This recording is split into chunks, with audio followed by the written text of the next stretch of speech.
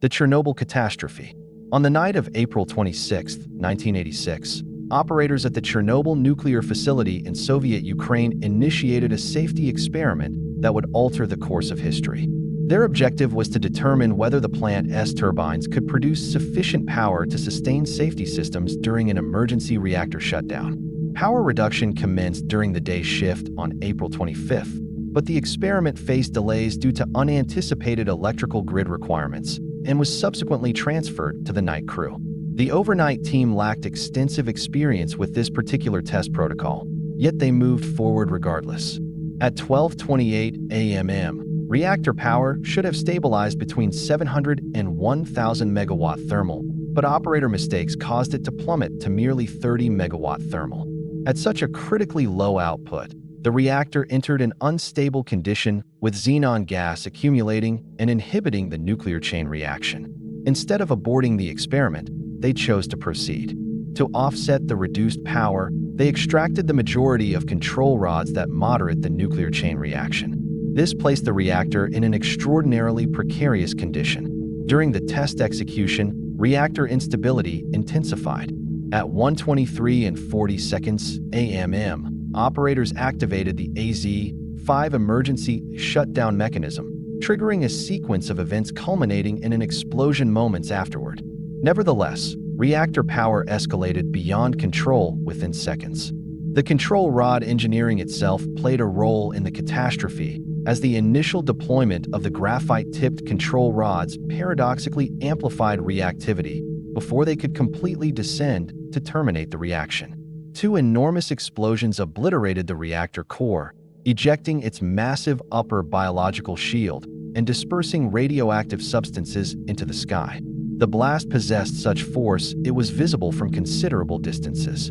Radioactive fragments descended upon the neighboring regions. Official documentation listed only 30 individuals among the immediate fatalities. But in the subsequent days after the explosion, radioactive contamination drifted quietly throughout Europe. Almost 2 days afterward, radiation detectors activated not within the Soviet Union, but at Sweden's Forsmark nuclear facility, disclosing to the international community that something devastating had transpired. Precipitation transported radioactive particles onto agricultural lands, woodlands, and urban centers thousands of kilometers distant. Dairy products were discarded, produce was eliminated, and families throughout Europe received instructions to confine their children inside, frequently without comprehending the genuine severity of the hazard. The danger was unseen, transcended borders, and proved inescapable. Meanwhile, the town of Pripyat was emptied in silence. Approximately 50,000 residents departed their residences believing they would return within days. They never returned. Their living spaces, educational facilities, and recreational areas remained suspended in time, transforming into lasting memorials to a catastrophe that eliminated an entire municipality instantaneously.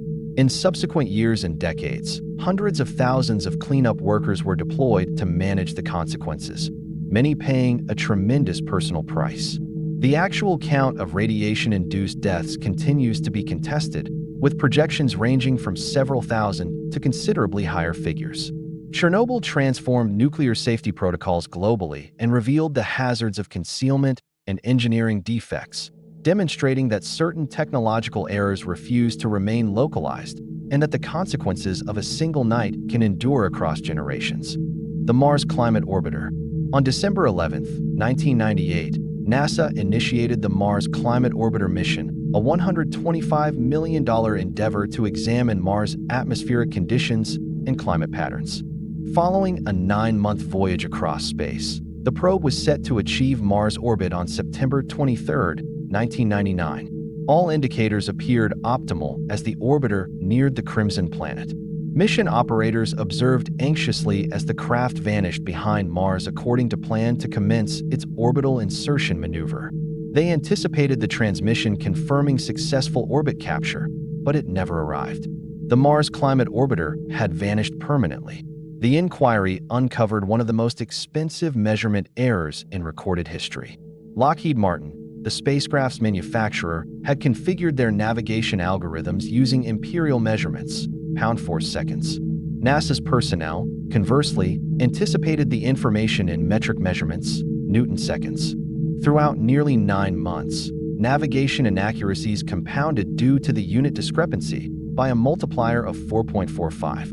Rather than traversing at a secure elevation of approximately 87 miles, the probe descended to roughly 35 miles.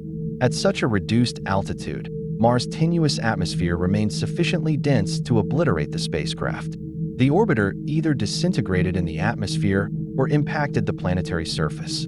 A straightforward unit conversion mistake destroyed a $125 million probe and contributed to an overall program loss totaling nearly $328 million.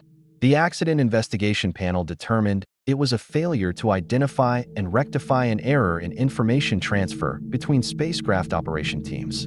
The Bhopal gas tragedy. During the evening of December 2, 1984, the Union Carbide pesticide manufacturing facility in Bhopal, India was performing standard maintenance procedures. The facility manufactured 7, a widely used pesticide utilizing methyl isocyanate, an extremely hazardous chemical demanding rigorous safety protocols. That evening, maintenance activities were being performed on piping linked to methyl isocyanate storage vessel E610. Water somehow infiltrated the tank holding 42 tons of methyl isocyanate, most probably due to breakdowns in isolation protocols during maintenance operations.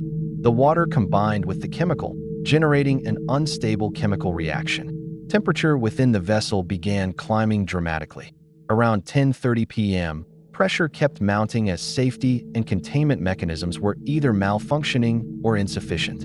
The chemical reaction turned unmanageable as temperature and pressure skyrocketed. At 12:56 a.m. on December 3rd, a large relief valve ruptured open, discharging a lethal plume of methyl isocyanate vapor into the atmosphere. The poisonous cloud expanded across Bhopal's sleeping population. Individuals awakened with stinging eyes, labored breathing, and intense coughing. Many fled outdoors, which intensified their contact. Others fell unconscious in their sleeping quarters, never awakening. Several thousand individuals perished in the initial days following the catastrophe. Over 500,000 individuals were subjected to the poisonous vapor. Extended-term mortality estimates range between 15,000 and 20,000 individuals. A series of safety breakdowns, including the inability to adequately isolate the vessel, resulted in one of history's most lethal industrial catastrophes. That evening, maintenance activities were being performed on piping linked to methyl isocyanate storage vessel E610. Water somehow infiltrated the tank holding 42 tons of methyl isocyanate, most probably due to breakdowns in isolation protocols during maintenance operations. The water combined with the chemical, generating an unstable chemical reaction. Temperature within the vessel began climbing dramatically. Around 10:30 p.m., pressure kept mounting as safety and containment mechanisms were either malfunctioning or insufficient. The chemical reaction turned unmanageable as temperature and pressure skyrocketed. At 12:56 a.m. on December 3rd, a large relief valve ruptured open, discharging a lethal plume of methyl isocyanate vapor into the atmosphere. The poisonous cloud expanded across Bhopal's sleeping population. Individuals awakened with stinging eyes, labored breathing, and intense coughing. Many fled outdoors, which intensified their contact. Others fell unconscious in their sleeping quarters, never awakening. Several thousand individuals perished in the initial days following the catastrophe. Over 500,000 individuals were subjected to the poisonous vapor. Extended-term mortality estimates range between 15,000 and 20,000 individuals. A series of safety breakdowns, including the inability to adequately isolate the vessel, resulted in one of history's most lethal industrial catastrophes. The Challenger catastrophe. On January 28, 1986, Space Shuttle Challenger ascended from Kennedy Space Center, transporting 7 astronauts, including educator Krista McAuliffe, who was designated to become the first private citizen to conduct lessons from orbit. The launch had experienced numerous postponements due to abnormally frigid conditions with temperatures near freezing and even lower readings at the crucial connection points. Specialists at Morton Thiokol, the corporation that manufactured the shuttle's solid rocket propulsion units, harbored significant concerns. They had cautioned NASA that the rubber O-ring gaskets in the connections might malfunction in frigid temperatures. The O-rings were engineered to stop hot exhaust from leaking from the rocket propulsion units. In frigid conditions, the rubber turned rigid and might not form proper seals. The evening preceding launch, Thiokol specialists advocated postponing until temperatures increased. During an intense teleconference, they shared information demonstrating O-ring difficulties in earlier cold weather launches, but NASA faced tremendous pressure. The launch had previously been postponed 6 occasions, and President Reagan was prepared to reference the mission in his State of the Union speech that night. NASA administrators challenged the technical information and requested Thiokol to reconsider. Following intense deliberation, Thiokol leadership contradicted their own specialists and authorized NASA to proceed. At 11:39 a.m., Challenger launched into a bright, frigid morning atmosphere. Merely 73 seconds following liftoff, at an elevation of 48,000 feet, cameras detected a flame emerging from the right solid rocket propulsion unit. The O-ring gasket had malfunctioned precisely as specialists forecasted. Hot exhaust leaked and penetrated through the external propellant tank's exterior. The external propellant tank fractured and fragmented, tearing the shuttle apart. All 7 astronauts perished. The Rogers Commission determined that the O-ring malfunction was predictable and preventable. The choice to launch, notwithstanding technical cautions, transformed into a textbook illustration of institutional breakdown and the perils of dismissing specialized knowledge under duress. During the summer months of 2001, various U.S. intelligence organizations obtained warnings regarding an approaching terrorist operation on United States territory. These warnings, if appropriately correlated and addressed, could have assisted in preventing the September 11th attacks that claimed 2,977 lives. On August 6, 2001, the CIA presented a presidential daily briefing to George W. Bush entitled "Bin Laden Determined to Strike in U.S." The briefing referenced that FBI inquiries had discovered patterns of questionable conduct consistent with preparations for aircraft hijackings or alternative attacks within the United States. Nevertheless, the briefing remained vague and didn't identify specific locations or schedules. Meanwhile, the FBI possessed vital fragments of intelligence they neglected to adequately pursue. In July 2001, FBI agent Kenneth Williams in Phoenix composed a memorandum cautioning that Middle Eastern individuals were enrolling in flight instruction at Arizona aviation schools. He proposed that Al-Qaeda could be preparing pilots for terrorist missions. The memorandum was predominantly disregarded by FBI central offices.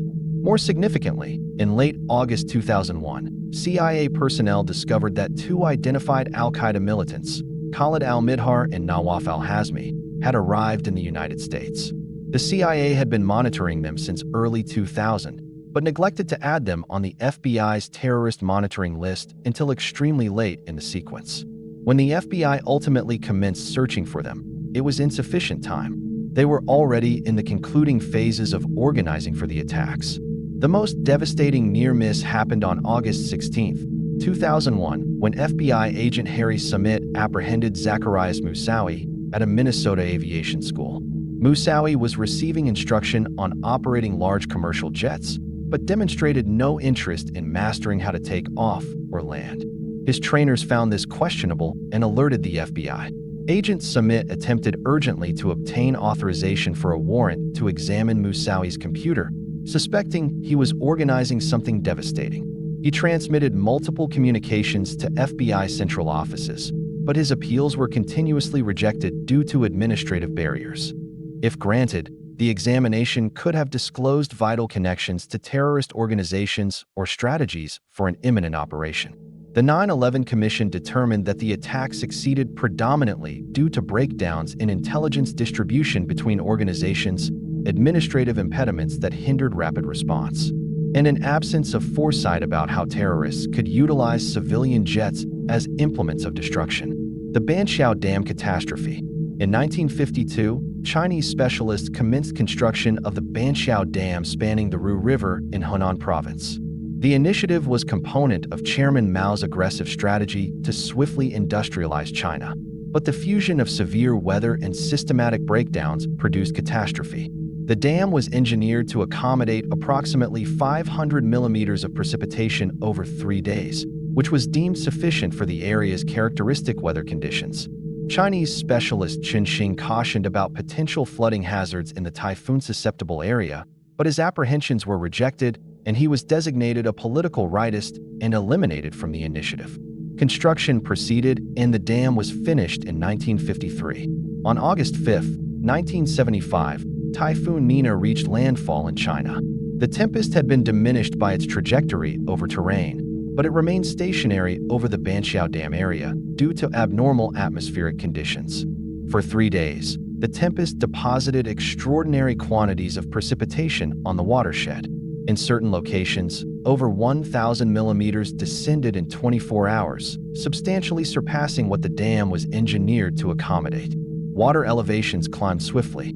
Dam technicians attempted to discharge water through the spillways, but they couldn't release it rapidly enough. They tried to reach higher command for authorization to expand the floodgate openings further, but telecommunications infrastructure had been disabled by the tempest. At 1 a.m. on August 8, 1975, the Banqiao Dam failed catastrophically. A colossal surge of water numerous meters tall and approximately 6 miles broad thundered down the waterway valley. The deluge annihilated complete settlements in moments. The failure instigated a domino breakdown of more than 60 additional dams downstream. The official casualty count was 26,000 individuals, but certain projections indicate it achieved 240,000. The exceptional precipitation phenomenon, combined with telecommunications breakdowns and inadequate spillway capability during the crisis, produced one of history's most lethal dam collapses. The Hiroshima bombing. On August 6, 1945, at 8:15 a.m., the Enola Gay released Little Boy, the initial atomic weapon ever deployed in combat on Hiroshima, Japan. The choice to deploy this armament, and particularly to designate a populated municipality, transformed into one of the most disputed selections in human chronicles. President Harry Truman confronted an excruciating choice. Certain military projections indicated that a traditional invasion of Japan could require hundreds of thousands of American casualties, with potentially millions additional on both parties. The atomic weapon appeared like a method to conclude the conflict swiftly and preserve lives on both parties. The Target Selection Committee, composed of American military personnel, generated a catalog of candidate municipalities based on military importance and psychological influence. Hiroshima was selected because it contained military command centers and armament production facilities, but additionally because it was predominantly undamaged by earlier bombing operations, rendering it an optimal target to exhibit the weapon's catastrophic capability to maximum effect. Hiroshima was residence to hundreds of thousands of individuals, encompassing both military staff and civilians. The weapon was directed at the municipality center instead of the military compounds on the periphery. At the instant of detonation, the weapon generated a fireball with temperatures achieving several thousand degrees Celsius. Near the hypocenter, temperatures were so extreme that individuals and edifices were immediately vaporized. Individuals up to 1.5 kilometers distant experienced critical burns and radiation contamination. Approximately 70,000 individuals perished immediately or within hours. By the conclusion of 1945, the casualty count had climbed to between 100,000 and 140,000 as additional individuals succumbed to radiation illness and wounds. Decades afterward, many challenged whether the weapon required deployment on a populated location. Certain historians contend that a demonstration on an uninhabited location could have persuaded Japan to capitulate. Alternative historians contend that Japan's administration was already internally fractured over capitulation, particularly after the Soviet Union initiated combat against them on August 8. The choice to designate a populated municipality center instead of investigating alternatives that could have accomplished the identical strategic objective remains one of history's most contested selections. The Titanic catastrophe. On April 10, 1912, the RMS Titanic commenced its inaugural voyage from Southampton to New York City. The vessel was proclaimed as unsinkable due to revolutionary safety innovations, but numerous design constraints and operational selections condemned the vessel and more than 1,500 travelers and personnel. The White Star Line, Titanic's proprietor confronted fierce competition from competing corporations, constructing faster, more opulent vessels. The vessel's watertight compartment walls, the barriers engineered to stop flooding from expanding between sections, possessed a crucial constraint.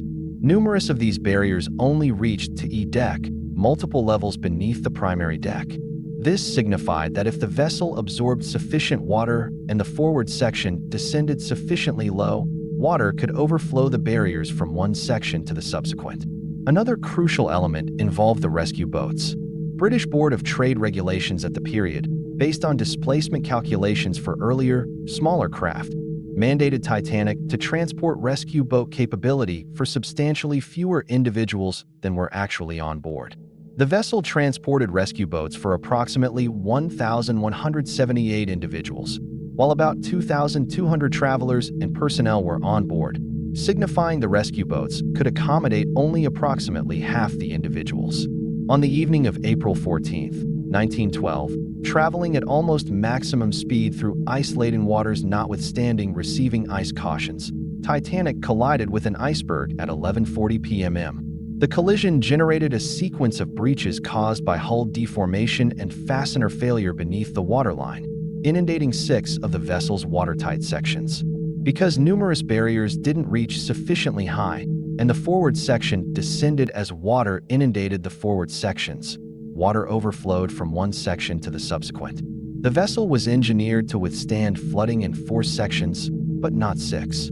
As Titanic absorbed more water, the inadequate rescue boat capability proved catastrophic. During the evacuation, numerous rescue boats were descended only partially occupied because there hadn't been sufficient drills, and travelers didn't comprehend the gravity of the circumstances. The initial rescue boat launched with only 28 individuals on board despite possessing capability for 65. By 2:20 a.m. on April 15th, Titanic had entirely submerged. The fusion of velocity through identified ice regions, barrier engineering constraints, insufficient rescue boat regulations, and inadequate evacuation protocols contributed to the tremendous loss of existence in what transformed into history's most renowned maritime catastrophe. If you'd like to observe more narratives like this, ensure to subscribe and feel comfortable to submit recommendations for the subsequent video in the comments.